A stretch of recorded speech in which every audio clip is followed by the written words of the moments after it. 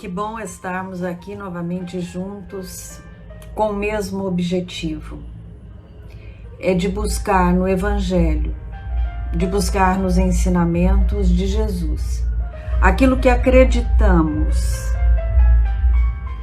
que nos dará novas perspectivas, nos alentará, minimizará nossas angústias e, com certeza, acordará dentro de nós a força e a coragem que muitas vezes, quando nos afastamos dos ensinamentos do Cristo, aflora os temores. Quando nos afastamos dos ensinamentos do Cristo, a nossa fragilidade é potencializada. Então, que através da evangelho-terapia, no entendimento de que o Cristo terá sempre a resposta para as minhas perguntas, Ele vai ter sempre o que eu necessito para que a minha caminhada possa ser com leveza, com compreensão e principalmente com compaixão por mim e por aqueles que estão caminhando comigo. E que possamos dessa forma, e com o entendimento que o Evangelho nos traz, agradecer, que sejamos gratos por estarmos encarnados nesse momento planetário, que sejamos gratos porque conhecemos essa doutrina, porque o nosso Mestre, Ele é amor, Ele é misericórdia e Ele é compaixão. E a evangelho-terapia, ela nos convida a buscar neste livro, codificado por Allan Kardec, as ferramentas que precisamos. E sempre buscando o auxílio dos amigos espirituais, do nosso anjo guardião, do nosso mentor, daqueles que conosco caminham nessa experiência encarnatória, que busquemos neles escora, ajuda, e para que ao abrirmos o Evangelho tenhamos a certeza de que, como nunca estamos sozinhos, nesse momento nossas mãos também, elas são guiadas, elas são conduzidas por aqueles que nos querem bem e que com certeza nos levarão à leitura daquilo que será importante para nós e que nos sustentará, nos alimentará nessa semana que estamos iniciando. Capítulo 21, que tem por título: Haverá falsos cristos e falsos profetas. O item 11 é uma citação de Jeremias, e vem depois um comentário de Kardec. E diz assim: Eis o que diz o Senhor dos Exércitos. Não escuteis as palavras dos profetas que vos profetizam e vos enganam. Eles publicam as visões de seus corações e não o que aprenderam da boca do Senhor. Dizem aos que de mim blasfemam: o Senhor o disse, tereis paz. E a todos os que andam na corrupção de seus corações, nenhum mal vos acontecerá. Mas qual dentre eles assistiu ao conselho de Deus? Quem ouviu e escutou o que ele disse? Eu não enviava esses profetas, eles corriam por si mesmos. Eu absolutamente não lhes falava. Eles profetizavam de suas cabeças. Eu ouvi o que disseram esses profetas, que profetizavam a mentira em meu nome, dizendo: sonhei, sonhei. Até quando essa imaginação estará no coração dos que profetizam a mentira e cujas profecias não são senão as seduções dos corações deles. Se, pois, esse povo, ou um profeta, ou um sacerdote, vos interrogar e disser: qual o fardo do Senhor? Dir-lhe-eis: vós mesmos sois o fardo, e eu vos lançarei bem longe de mim, diz o Senhor. Isso está em Jeremias, capítulo 23, e versículos 16 a 18. E aí, nós teremos essa parte. Eu disse que depois dessa citação de Jeremias viria um comentário de Kardec, mas não é, porque essa parte do capítulo 21, haverá falsos cristos e falsos profetas, nós já estamos no último item, que é as instruções dos espíritos. Então nós agora vamos tomar conhecimento de uma mensagem de um espírito protetor. E diz assim a mensagem: é sobre essa passagem do profeta Jeremias que vos vou entreter, meus amigos. Falando pela boca, diz Deus, é a visão do coração deles que os faz falar. Essas palavras indicam claramente que já naquela época os charlatães abusavam do dom de profecia e o exploravam. Abusavam, por conseguinte, da fé simples e quase cega do povo, predizendo por dinheiro coisas boas e agradáveis.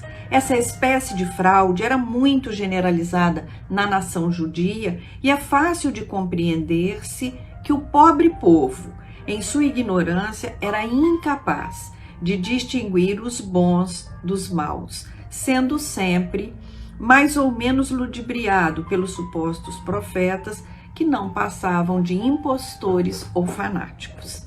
Nada há de mais significativo do que estas palavras, aspas.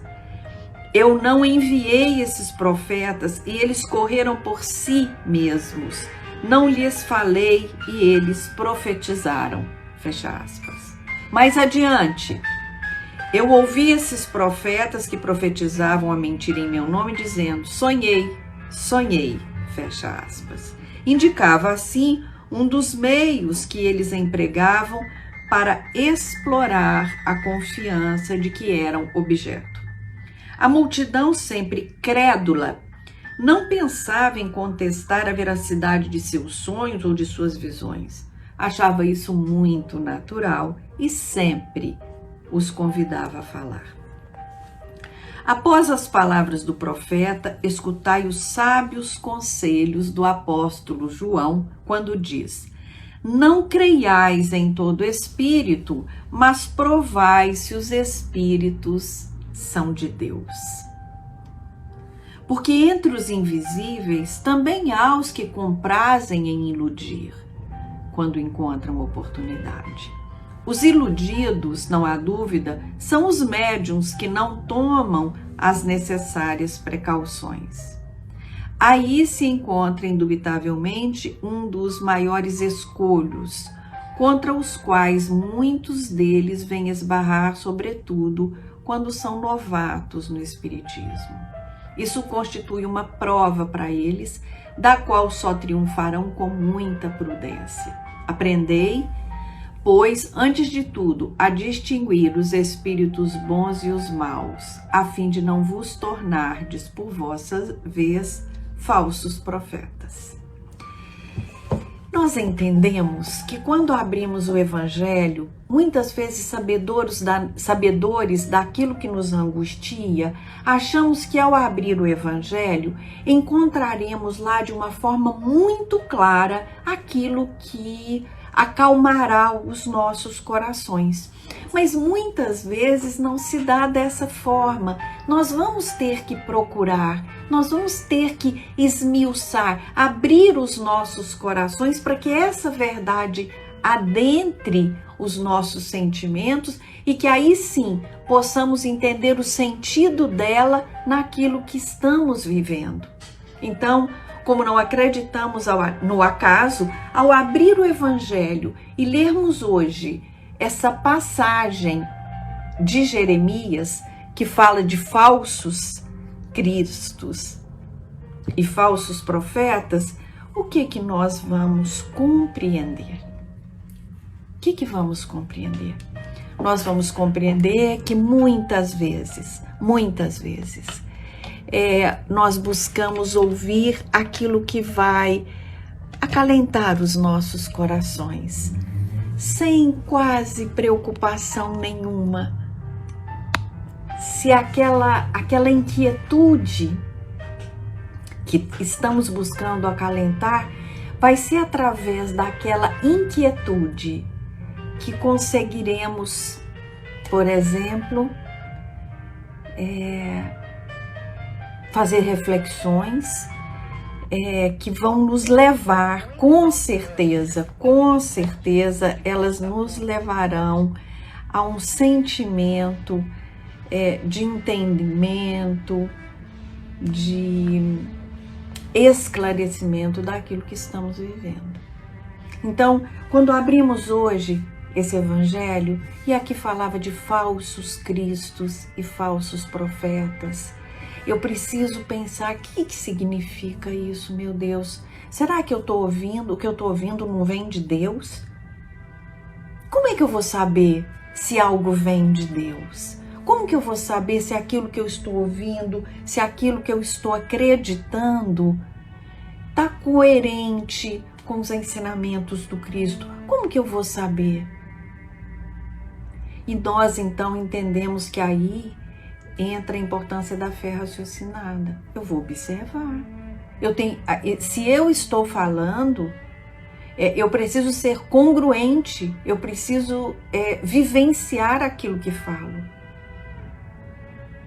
E nós aprendemos com essa doutrina que nos consola, que se os nossos objetivos, se os nossos focos, eles ficarem voltados só para aquisições materiais, para desejos materiais, que podem ter a ver com sucesso, com realizações, com conquistas.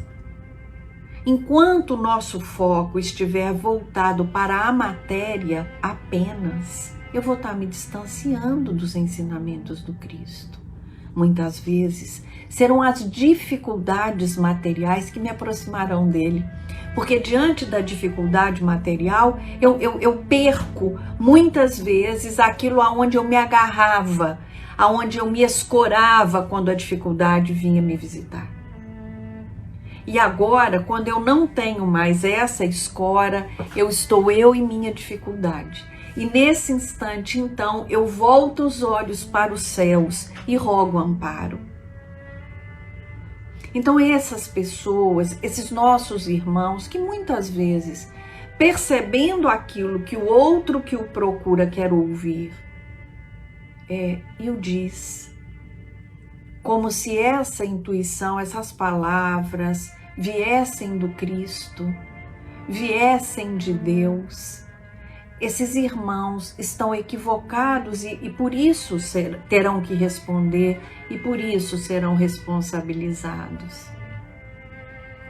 Então agora vamos trazer para nós. Aquilo que eu digo também é da minha responsabilidade. Aquilo que eu falo, aquilo que eu faço é da minha responsabilidade. Quando eu disser a alguém algo sobre ela, eu preciso levar em conta que aquilo que eu disse pode ter um peso para ela. E provavelmente terá, senão ela não teria me procurado. E ao dizer a ela o que penso, eu me baseei em quê? Porque se eu estou alinhada com os ensinamentos do Cristo, se eu estou alinhada com as leis divinas, ok. Estar alinhado com as leis divinas é acreditar que ninguém está só.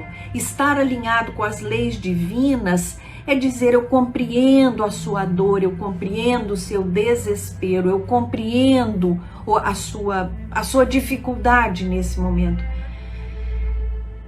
Mas vamos buscar juntos, eu aqui com você, vamos buscar se dentro dessa dificuldade que você está vivendo, que você está passando, será que não tem nela nada que possa clarear a sua percepção? Porque de repente, se eu estou vivendo uma dificuldade, por exemplo, em consequência do desemprego, e aí aquilo mexe, aquilo me desestrutura, mas também pode me levar a algumas reflexões importantes, ou a perda da saúde. Então, muitas vezes, é quando perdemos pessoas, coisas que considerávamos de uma importância enorme para as nossas vidas. É quando não as temos mais. É que normalmente nos voltamos para o Criador. É quando pedimos, meu Deus, me ajude. Meu Deus, o que eu fiz para merecer isso? Meu Pai, não me abandone. Mãe querida, me envolva no seu manto de amor e de luz. Ok. E é preciso que eu sinta essa dor e esse desamparo para buscar o Pai. Até que com o passar do tempo eu comece a compreender que não é esse o caminho. Que eu posso buscar o Pai no momento de alegria. Que eu posso buscar o Pai no momento de contentamento. Que quando a dor vier me visitar, ela virá sim me visitar. Porque com ela eu aprenderei e poderei ser uma pessoa melhor. Lembrando que sempre o espírito precisa de um corpo para ele evoluir, nesse estágio em que nós estamos. Nós necessitamos de um corpo que adoeça, de um coração que sofra. Nós, os espíritos que reencarnam, precisam dessa experiência corpórea para que eles possam galgar mais um degrau na sua evolução. E é para isso que nós estamos aqui. Essa é a única razão de estarmos aqui. Estamos aqui para evoluir espiritualmente. Espíritos que estão chegando, espíritos que já estão reencarnando, hoje com uma tarefa diferente da que foi a minha, da que foram os meus antepassados, porque estamos caminhando em direção à luz, com novos valores, com novos objetivos. Desejamos e precisamos de coisas materiais, elas nos confortam, facilitam as nossas vidas, nos trazem muitas coisas boas, mas quando diante delas estivermos, a nossa proposta hoje é que elas jamais superem os nossos compromissos espirituais, que elas jamais nos distanciem dos nossos compromissos espirituais. Ah, de que compromissos você está falando, Valdeia? Eu estou falando do compromisso de amar, do compromisso de não julgar, do compromisso de acolher, do compromisso de aconchegar, do compromisso de se solidarizar com todos. Não só com aqueles que calam no meu coração porque amo, mas por aqueles também a quem eu não tenho admiração, também por aqueles a quem hoje talvez eu não consiga estar ao lado, mas são meus irmãos. Num outro momento espiritual, eu não posso me sentir melhor por isso. Eu apenas estou buscando e usando das ferramentas que me são apresentadas. E eu escolhi esta ferramenta para me acompanhar. E a casa de Zico Horta, todas as semanas, ela vem dizer para nós: usem essa ferramenta.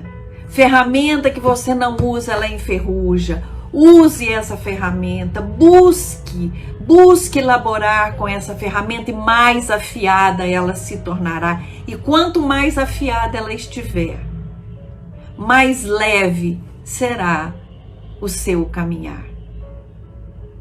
Agradeço a essa doutrina que nos consola e nos encoraja.